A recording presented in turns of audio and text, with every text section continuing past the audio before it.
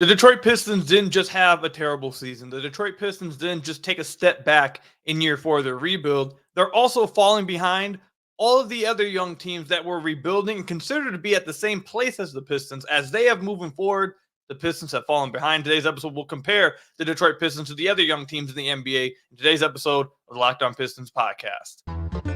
You are Locked On Pistons, your daily Detroit Pistons podcast. Part of the Locked On Podcast Network, your team every day.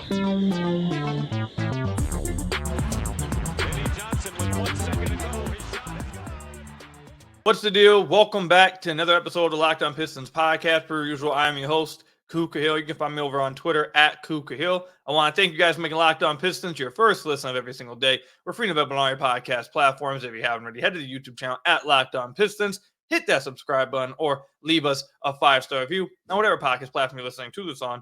That's another great way to support the podcast. And in today's episode, I'm answering a lot of questions that have been sent to me. And as usual, the 3 topics I pick are the questions I receive the most.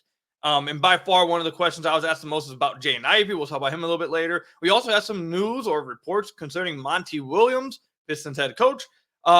But I think by far the question that was asked to me, or maybe it wasn't even just questions, it was more so just statements thrown at me when I asked for questions, was the Detroit Pistons falling behind the rest of the league. And when I say the rest of the league, I really mean the other young, rebuilding, up-and-coming teams. And before we get into this, just to have some fun real quick, I'm a hip-hop head. I need to hear anyone who's listening to this, how do you guys feel about the J. Cole, Kendrick, Drake dissing going on? J. Cole just dropped 7-minute drill. Let me know how you guys feel. I'm light-skinned, so you guys know I rock with Drake, J. Cole. But Kendrick's a dog too, but, anyways, let me know how you guys feel about that stuff. But anyways, let's get into the Pistons now. So, the Pistons, obviously, like I said in the cold open, the Pistons not only have had a terrible season, just if you look at this year, they have had a terrible season when you look at it from a 4-year building standpoint. Each year they've gotten worse and worse and worse. And I tweeted this out yesterday. It was a joke. It was partially a joke, but mostly, real. Sam Hinkie, the GM of the Philadelphia 76ers during the process, he lost his job and he was given permission to lose on purpose. They were doing it on purpose. The Pistons are doing this by accident. This season happened on accident and everyone's kept their jobs, which it was partially a joke because Sam Hinkie technically stepped down, but you get where I'm going with this. The Pistons were not supposed to be bad this year, or this bad this year. They were not supposed to be. The Detroit Pistons were supposed to be taking another step in their rebuild, but that did not happen. And while that did not happen for the Detroit Pistons, it happened for other teams. For example, the Houston Rockets, a team that we spoke with. We spoke with Roosh from the Rockets community before the season, compared the situations of the Pistons and the Rockets, see where they were as far as their rebuild. Were they in the same spot? Who was ahead? Who had the better young core? All that stuff. And a lot of Pistons fans felt like the Pistons had a better young core than the Rockets. They felt like the Pistons were in a better position than the Houston Rockets. And now this season comes along, and the Rockets have 25 more wins than the Detroit Pistons. The Rockets are playing meaningful basketball in April, and the Pistons are playing 12 guys that we may never even see again. Like, 12 may be a little bit of exaggeration. I just pulled a number out of my head, but it's so close to reality that a lot of you guys probably just heard me say 12 and believed it. Like that speaks enough volumes for it. So you got the Rockets, who are clearly far ahead than the Detroit Pistons already. You got the San Antonio Spurs, who have Wemby, so now they're already ahead. Like that simply having Wemby puts you, you're ahead. Then you got the Orlando Magic, who we also had on the podcast last year. We also spoke with Philip of Locked On Magic to talk about where the Pistons and Magic were in their rebuild, who was ahead, who had the very young core, all the same stuff we talked about with the Rockets. And now the Orlando Magic, while the Detroit Pistons are the worst team in the NBA again this year, who just were down 27 points to a Memphis Grizzlies team with a starting lineup of players that maybe one of them, while the Pistons are rostering 3 first-round picks in Jaden Ivey, Jalen Duren, and Marcus Sasser. They were down 27 to that team. They lost by 18 to a team that doesn't have anybody on their roster. While the Pistons are going through that, The Orlando Magic are 1 game behind 3rd seed in the Eastern Conference. The Orlando Magic have 45 wins, 2 games behind the 2nd seed, the 2nd seed of Milwaukee Bucks, and may very well win a playoff series, or maybe even 2 this year. That's where the Orlando Magic are. So the Orlando Magic, way ahead of than the Detroit Pistons. The Houston Rockets, way ahead of the Detroit Pistons. And these were teams, just last offseason, Pistons fans felt like they were in the same ball club as them. They were in the same ballpark. And I remember, I believe it was, I almost said the Hoop Collective, but I don't think it was the Hoop Collective. Maybe the Woj podcast. No, it wasn't Woj podcast either. It was an ESPN podcast. I think it was Tim McMahon and someone else. It might have been Tim McMahon, Brian Windhorst, or whatever. But I forget exactly what ESPN podcast it was. But before the season started, it was before Wemby had been drafted. And they recorded an episode saying, which of these 5 young teams, how would you rank these 5 young teams' future, their young cores, their rebuild moving forward? And almost all of them none of them had the Detroit Pistons last. Some of them had them 2nd. Some of them had them 3rd. I think someone had them 1st because of Cade and Jaden Ivey and Jalen Duren. And the possibility, obviously they took into account the possibility of getting Wemby in the draft. But before the year, the Detroit Pistons were not looked at. Their young core was not looked at as this far behind. And the reality is, they just are. They just are. And it's disappointing and saddening to see that. Even a team like the Charlotte Hornets, who have been missing their best player for the entire season, have 6 more wins than the Detroit Pistons. And if you want me to be honest, just looking at the vibes, the vibe check of the Charlotte Hornets and their community, vibes seem good. Brad Miller had an exceptional rookie season. LaMelo's been out. Mark Williams is intriguing. They have some pieces. They have some flexibility. They feel good about it. It feels like they feel good about where they're going. Once Melo gets healthy, with Brand Miller, with what they have, the ability to go out and improve the team, the vibes in Charlotte sound pretty good. Like, even just a team with 6 more wins seems like they're in a better position right now than the Detroit Pistons. A team like the Spurs, like I already said. But even a team like the Trailblazers. Scoot has had a bad rookie season. And despite that, they have 21 wins. I don't. And the thing is, like a team like the Hornets. Let's go back to the Hornets real quick. Or really, you don't even have to stay with the Hornets. You can go to any of these teams. It applies to all those teams. It's not just the fact of just comparing young cores. Because I know there's probably a lot of Pistons fans out there that still feel like the Pistons young core is Hall of Fame bound, that they have the next Dwayne Wade and the next Dwight Howard, and they have the next Kawhi Leonard, and they have the next Luke. Like, I know there's Pistons fans that still believe all of that is going to happen. But if you just even remove the Detroit Pistons young core and you look at them from an asset point of view, Jaden Ivey's value is not as high as Pistons fans think it is. I don't think Jalen Duren's value is as high as some Pistons fans think it is. Along with that, the Detroit Pistons don't have really anything else out of those guys. Cade and Asar don't sound like they're movable, that the Pistons want to move them. So those two, outside of those 2 guys, they don't have anything else. They don't have any picks. Their first-round pick is protected until 2027 with the New York Knicks.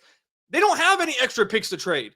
They don't have the treasure chest to go after a star like the Houston Rockets do, who have the next 55,000 years of picks from the Brooklyn Nets. They don't have that kind of assets. The Trailblazers have assets, whether it's picks or young guys. They have multiple young guys they can move that teams would like. The Pistons are, not only are they behind win-wise, not only are they behind like improvement-wise, like the improvement you've seen from these teams, the only other team that might be in the same ballpark as the Pistons is the Washington Wizards. Because I don't know what's going on in Washington. I'm not going to lie to you. I don't really know what's happening over there. But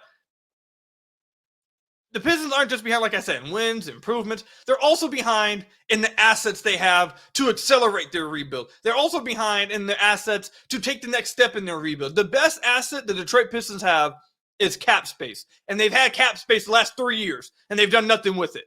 Like, at some point, the whole the whole preaching the idea of having cap space. We can make these trades. We can take on a large contract. Just wait and see. Well, it's been 3 years. Last year, you didn't do anything with it. Eventually, you actually have to do something with the cap space that make people say, oh, it was worth it. Because there hasn't been anything that makes anyone think it's worth it.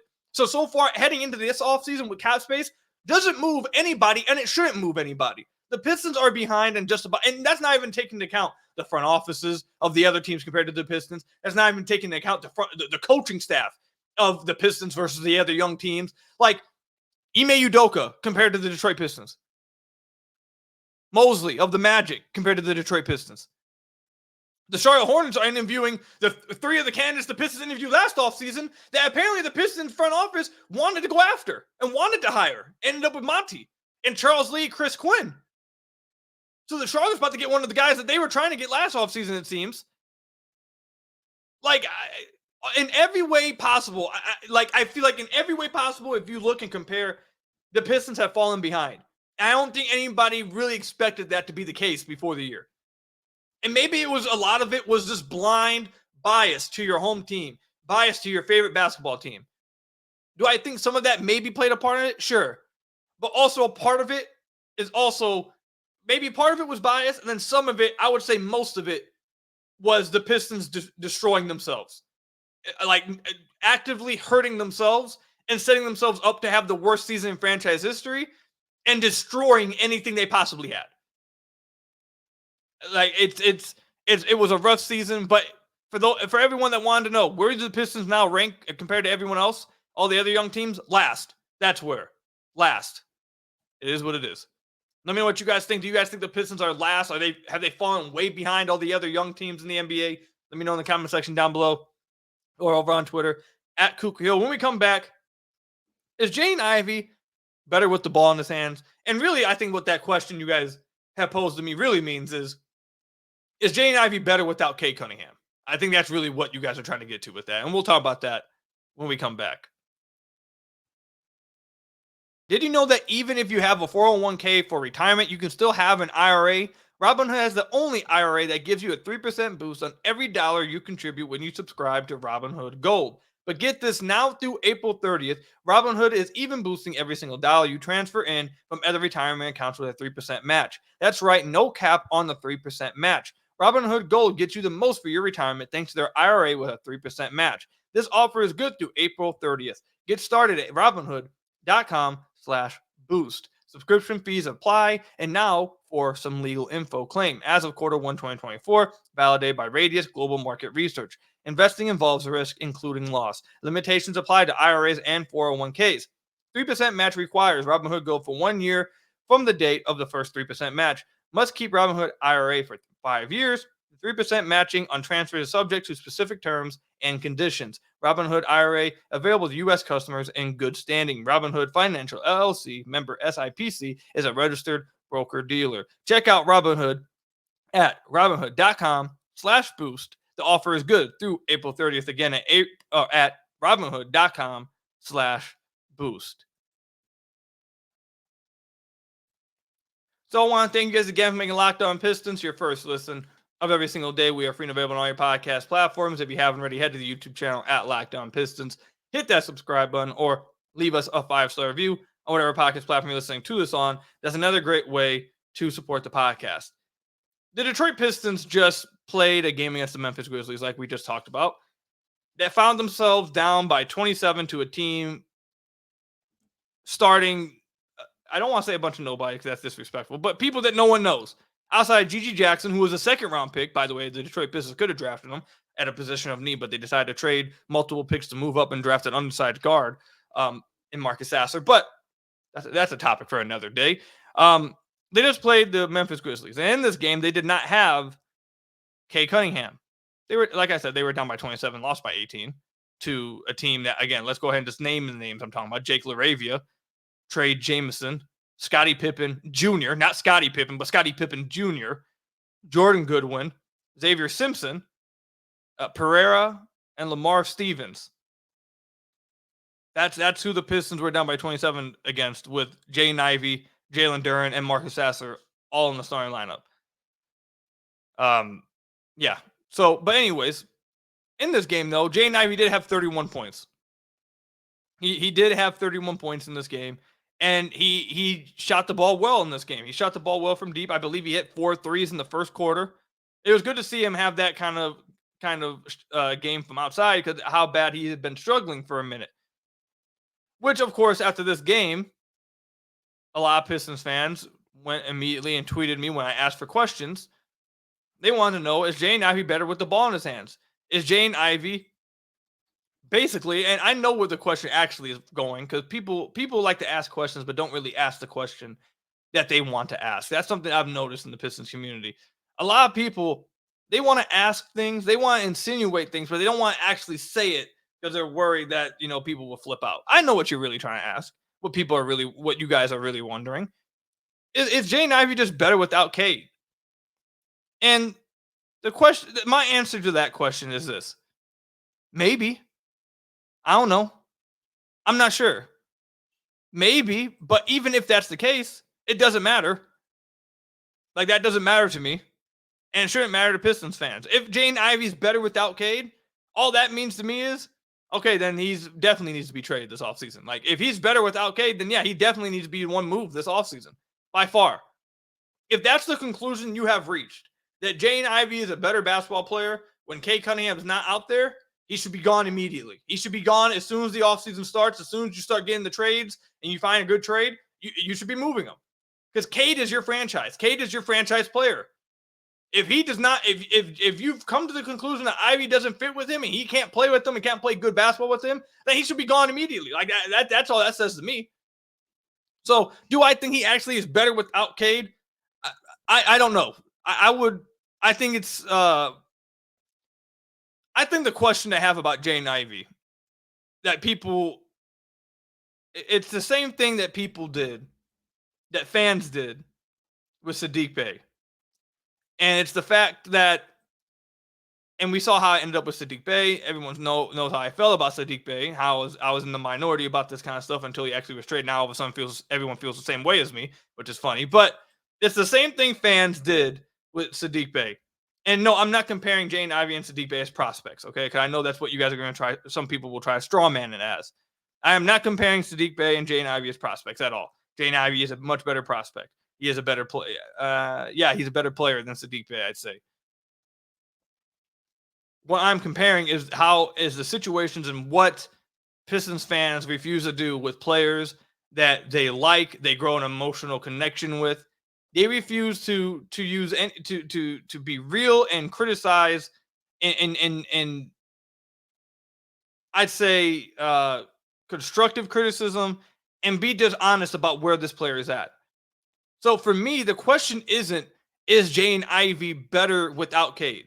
The question isn't for me, is Jaden Ivey better with the ball rather than playing off of Cade? That's not the question I have about Jaden Ivey right now. The question I have about Jaden Ivey right now is he a good basketball player? That's the question that should be being asked of Jaden Ivey. Because if you talk to people outside Detroit, they'll give you a different idea and a different answer about Jaden Ivey than Pistons fans have of him right now. The question that Pistons fans need to be asking themselves, and it's a question that the front office is asking themselves, and they will be trying to find out in the offseason, I can guarantee you that, is Jaden Ivey actually a good basketball player right now? And how far away is he from being a good basketball player? Because this is what Jaden Ivey is right now. And this, whether Pistons fans want to accept it, whether people want to be real about it, this is just what he is right now. Jaden Ivey is a below average shooter, an incredibly streaky shooter, an okay free throw shooter, a horrible defender, and turns the ball over too much for a guy who doesn't have the ball in his hands that much. Or let's not say that much, but as much. Okay, let me put it this way to give you an idea of what I mean by the turnover thing. Cade Cunningham is talked about by a lot of people as being a massive turnover head, and he has an insane turnover issue. Jaden Ivey and Cade Cunningham. This is Jaden Ivey's turnover percentage this season, 14.7. Cade Cunningham has a turnover percentage of 14.1. Jaden Ivey has a higher turnover percentage than Cade Cunningham, but yet Cade Cunningham is looked at as the guy who has the massive turnover problem. And by the way, Cade Cunningham is the one with the usage rate of 30.8. Cade Cunningham is the one who has the ball in his hands nonstop and is asked to do everything for the team. But yet Jaden Ivey has a higher turnover percentage than Cade does. So to answer the question of do I think Jaden Ivey's better with the ball in his hands versus playing off of Cade, the problem is that Ivey is turnover prone and he doesn't make reads at the highest level. He doesn't make the right pass. This year, he's taken the step back, I'd say, in regards to making the right reads and the right passes. He often makes for example, there could be an easy pass to make it. Instead of just making that easy pass, he'll make it tough for himself by trying to throw a no look, and it ends up in a turnover. Like, those are more so like pet peeves I have with him, even though that is, a criticism. Overall, my point is, and then if you want, actually, let me say this too. If you go to this, all jump shots for Jaden Ivey this year, 32nd percentile. On catch and shoot, 35th percentile. Unguarded, 30th percentile. Unguarded catch and shoot, 31st percentile. He went from being in the 88th percentile his rookie year in unguarded threes to now he's in his 31st percentile. All off the dribble jumpers, he's in the 33rd percentile. At the rim, he's in the 26th percentile. Remember when we were talking about before at the very beginning of the year, like the first 15 games of the year, we were talking about how much Jaden Ivey had improved at the rim. Well, now he's at the 26th percentile at the rim. He's back to being not a very good finisher around the rim. Compare that to where he was his rookie year. His rookie year, I believe, let's confirm it, he was in the 9th percentile at the rim. So yes, he's gotten better still compared to last year, but it's nowhere near the type of improvement that people were expecting after the first, I'd say, like 20 games of the year. So the question shouldn't be, is Jaden Ivey better without Cade? Is Jaden Ivey better with the ball in his hands versus playing off of Cade? Like, that shouldn't be the question. The question that should be being asked about Jaden Ivey is, how good of a basketball player is he right now? And how far away is he from being a good basketball player? And how quickly can you reasonably expect him to be that good, impactful player? Those are the questions that should be being asked about Jaden Ivey. And I'm not sitting here saying that I have an answer for any of it. I'll give my thoughts on it when we do a season review and we start analyzing off season.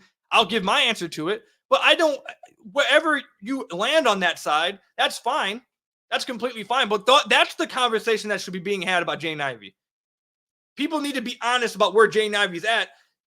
And before I wrap up this segment, very obviously, I mean, I've said this all year, but I know people are going to try to act like that I haven't said this all year and just listen to this segment and think I haven't said this. Monty Williams has done nobody favors, whether it be Jaden Ivey, Cade, Duren, Stu, even though Stu's had a good, he hasn't done anyone favors. Okay, I am well aware of that. And could you argue that he has hurt Jaden Ivey some with how he handled him at the beginning of the year? Sure, you could definitely argue that. Again, I've been on this podcast all year saying that Monty Williams has not done anybody here favors and has hurt everybody. But Monty Williams can't be blamed for everything. There's a certain amount that, okay, Monty Williams can be criticized for, but just like everyone blamed Dwayne Casey, and maybe I was a little too harsh on Dwayne Casey too, but just like everyone blamed Dwayne Casey for Sadiq Bey not becoming Paul George, you can't blame Monty Williams for everything with Jaden Ivey. You can't blame Monty Williams for Jaden Ivey shooting 23% from three over the last 24 games. You can't do that. You can't blame Monty Williams for Jaden Ivey being a streaky shooter, which he's been since Purdue. You can't blame Monty Williams for Jaden Ivey going from the 88th percentile in unguarded catch and shoot threes to 31st percentile. You can't blame Monty Williams for Jaden Ivey in back-to-back years his first year being a poor finisher and this year being a below average finisher. That's not you can't blame Monty Williams for everything. He can have some blame for sure, 100%, but he can't be blamed for everything. So I wrap this segment off with this. Whether Jaden Ivey is better without Cade Cunningham or not, the front office is trying to decide that right now. And if they come to the conclusion that he is better without Cade, he's probably going to be moved. I think I'd lean more towards the side of, again, I think I'm just leaning more towards the side of, it's not about whether he fits with Cade or not, about whether he's has better with the ball in his hands or not. It's just a matter of, I don't know how good of a player he actually is. I think a lot of this the conversation just needs to be, honestly, Ivey needs to be better. Jaden Ivey needs to get better. That's where it needs to be, not, okay, well, let's blame this person and this fit here and that fit there. This person's responsible. This person. No, he needs to be accountable himself. He needs to get better. That's where I lean more towards. So let me know what you guys think. Comment section down below. I know this is going to be a heated one because Jaden Ivey is the fan favorite in this community. So I know this is going to be a heated one. So let me know what you guys think. Comment section down below or over on Twitter at Kuka Hill. When we come back, Monty Williams. There's some rumors about Monty Williams and some reports about a buyout with Monty Williams and the Detroit Pistons. We'll talk about that when we come back.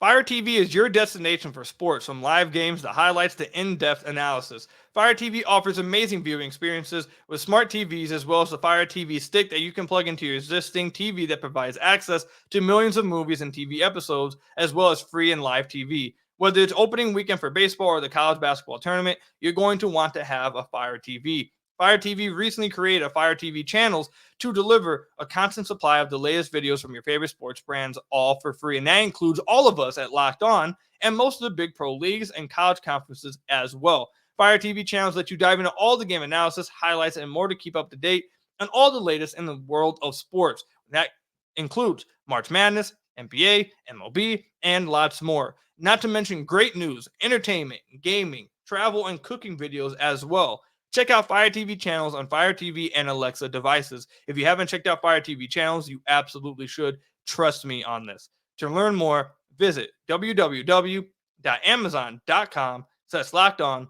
Fire TV today. Now let me tell you about another one of our sponsors, Nissan. Are you the kind of driver that likes to push things a little further? Ever wonder what adventure could be around the next corner? Our friends at Nissan have a lineup of SUVs with the capabilities to take your adventure to the next level. The 2024 Nissan Rogue is perfect for city drives and great escapes. Class exclusive Google built-in is your always updating assistant to call on for almost anything. Gone are the days of connecting your phone. Google Assistant, Google Maps, and Google Play Store are built right into the 12.3-inch HD touchscreen information system. The 2024 Rogue, is the perfect mid-size crossover for your next adventure. The 2024 Nissan Pathfinder has room up to 8 and expansive cargo capacity and advanced available 4x4 capability. With 284 horsepower and up to 6,000 pounds towing, when adventure calls, the Pathfinder is there to answer. Take the Nissan Rogue, Nissan Pathfinder, and the Nissan or the Nissan Armada and go find your next big adventure. Shop NissanUSA.com today. So I want to thank you guys again for making Locked On Pistons your first listen of every single day. We're free and available on all your podcast platforms. If you haven't already, head to the YouTube channel at Locked On Pistons, hit that subscribe button, or leave us a 5-star review on whatever podcast platform you're listening to this on. That's another great way to support the podcast. So there was a report that came out yesterday. I'm recording this Saturday morning. And there was a report that came out yesterday about Monty Williams.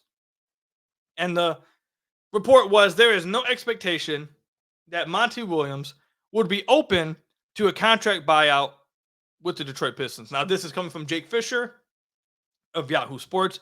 I'll go ahead and read you guys the paragraph here from his article. Quote, for now, at the bottom of the standings, there has been ongoing speculation among rival front office about a potential change atop Detroit's organization chart following the Pistons' struggles some campaign. At this juncture, according to one source with knowledge of the situation, there is no expectation that Williams would be open to any buyout of his 6-year, $78.5 million contract, end quote.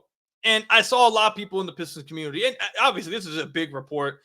There seems to be some leaks coming out about Monty Williams, you know, his you know, how high his seat is. You know, the fact that this is coming out, I think says enough. Like the fact that this is even something that gets reported or leaked out, whatever, even being talked about says enough. And I saw a lot of people, you know, saying, oh God, here we go. So they can't buy him out. So Monty's coming back next year. I am going to say this to you guys, to my listeners probably already know this. So I'm saying this to you guys for, you know, I shouldn't get too aggressive with all of you because my listeners should know this. But as we talked about last week or earlier this week, when James Edwards III dropped that article talking about Monty, Troy, and all that insightful stuff we broke down in the podcast. If you listen to the podcast, when we've had James on the podcast, those 3 episodes we've had him on this year, and what we've talked about and what was said, if you read in between the lines, wink, wink, elbow, nudge, nudge. And if you listen to what I've said on this podcast concerning Monty Williams and his future, dating all the way back to December 21st podcast episode. Yes, I have the exact date. If you go all the way back to that and listen to what I've said and read in between the lines of what I've said, if you've read what James has said, if you've read what Omari has said of the Free Press, if you've just kept up to date with that, and you like put pieces together. Heck, if you don't even put pieces together, if you just listen to blatantly what James said in his article, if you just listen blatantly to what I said months ago, Tom Gores, if he wants Monty Williams fired, money is not going to stop him. If Monty Williams is back next year, it is not going to be because of the contract he signed. If they want Monty Williams gone, if they come to the decision that this team is better without Monty Williams, that this team need, in order for them to take the next step, need to move on from Monty Williams will be fired. If they come to that conclusion, I promise you, they will not keep Monty because, oh God, I don't know if I want to pay that money to somebody that I just gave this money to him. I don't want to pay him for not coaching. I'm telling you right now, that is not what will stop Tom Gores. There's some things you can criticize Tom Gores for. But from what I understand and what I have understood since December, and it's been, nothing has wavered on that from my understanding. And James' article has done nothing but buffer it. The reason why Monty Williams will be the coach of the Pistons next year, if he is not going to be because of that contract. So this buyout stuff doesn't matter at all, basically is what I'm trying to say. The idea that Monty won't sign up for a buyout, okay, I mean, who would agree to a buyout if you know you're about to get fired? Like, why? What's the, like, if you know you're going to be getting fired, why are you then going to purposely give money back? Like, what's the point? You're going to get paid for all that money anyways if you get fired. That buyout stuff doesn't mean anything to me. Because if the Pistons want to move on from Monty, they will move on from Monty, whether it's through a buyout or just straight firing him and paying him for the rest of the next 6 years or whatever it is, 5 years. Like that will be the case. So don't freak out. Like, this shouldn't be like a big, concern for Pistons fans that want Monty gone. I'm not saying you're saying that Monty's 100% fired. All I'm saying to you is that it's interesting that this is being leaked out. It's interesting that James has been writing how he's been writing about Monty the last few weeks. It's interesting that Omari's been writing about Monty the last few weeks, the way he's been writing about Monty the last few weeks. It's interesting for some of the things that I've been saying on the podcast for weeks. Like, I don't think if I was a Pistons fan reading all that and then listening to this podcast every day, again, just hypothetical, not real, obviously. Definitely not saying that this is actually what's happening. But if I was a Pistons fan listening to all of this and reading stuff, I would probably read it between the lines, put stuff together, and say it's not looking all good for Montgomery Williams. Like, that's how I would look at it. Like that's probably how I would piece stuff together. But that's just a hypothetical, and it's not real. It's not real life. So, with the buyout stuff, I wouldn't read too much into that. If Monty Williams is going to be fired, it doesn't make any sense for someone to give money back when you're going to get paid for it anyway. So I don't read into it at all. But that's all I've got for you guys today. Thank you guys for making Locked On Pistons your first listen of every single day. Free and available on all your podcast platforms. If you haven't already, head to the YouTube channel at Locked On Pistons. Hit that subscribe button or leave us a 5-star review or whatever podcast platform you're listening to this on. And until next time, I will see you guys later. Stay safe out there. And until next time, peace out.